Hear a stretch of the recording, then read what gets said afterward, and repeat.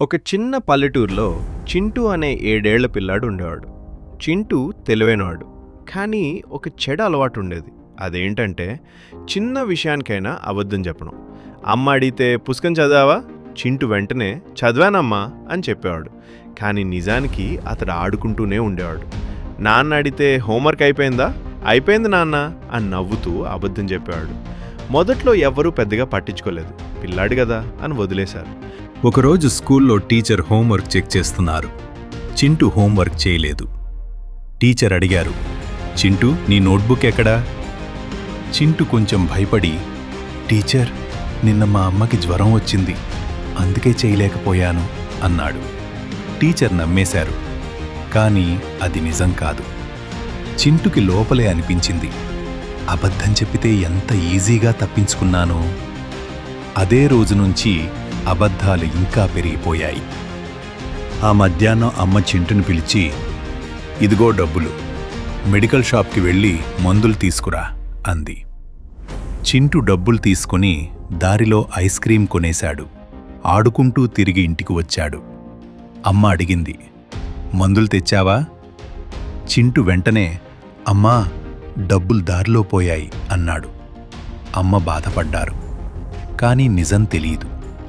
ఒక అబద్ధం ఇంకో అబద్ధానికి దారి తీసింది. ఆ సాయంత్రం గ్రామంలో పెద్ద సంఘటన జరిగింది. ఒక ఇంట్లో చిన్న అగ్ని ప్రమాదం జరిగింది. చింటూ ఆ దృశ్యం చూశాడు. పిల్లలంతా భయపడి పరుగులు తీస్తున్నారు. చింటూ గట్టిగా అరిచాడు, అయ్యో అగ్ని ప్రమాదం, త్వరగా రండి.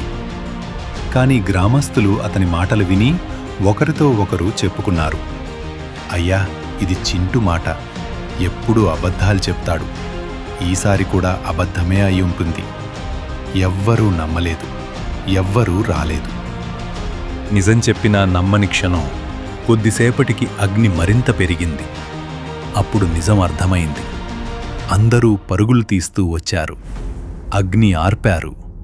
కాని చింటూ మాత్రం ఒక మూలలో నిలబడి కళ్లలో నీళ్లు తిరుగుతున్నాయి. చింటూ మనసులో అనుకున్నాడు, ఈరోజు నేను నిజం చెప్పాను, కాని ఎవ్వరూ నన్ను నమ్మలేదు. అది నా అబద్ధాల వల్లే.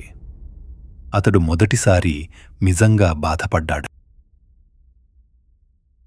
ఆ మరుసటి రోజు ఉదయం చింటూ అమ్మ దగ్గరకు వచ్చాడు. అమ్మా, నిన్న నేను అబద్ధం చెప్పాను, డబ్బులు పోయినట్టు చెప్పాను, కాని నిజానికి ఐస్ క్రీం కొనుక్కున్నాను అన్నాడు. అమ్మ ఆశ్చర్యపోయారు. కానాని గుండెల్లో ఆనందం కలిగింది. చింటూ నాన్న దగ్గరకు వెళ్ళి కూడా తన తప్పులన్నీ ఒప్పుకున్నాడు. నాన్న చింటూ తలపై చెయ్యి వేసి, నిజం చెప్పే ధైర్యమే నిన్ను మంచి మనిషిగా మారుస్తుంది అన్నారు. నమ్మకం తిరిగి వచ్చింది. స్కూల్లో కూడా చింటూ నిజమే చెప్పడం మొదలుపెట్టాడు. మెల్లగా అందరూ అతనిపై నమ్మకం పెంచుకున్నారు. గ్రామస్తులు కూడా చింటూ మారిపోయాడు అని చెప్పుకున్నారు. చింటూ ముఖంలో ఇక భయం లేదు, కళ్లలో సంతోషం ఉంది.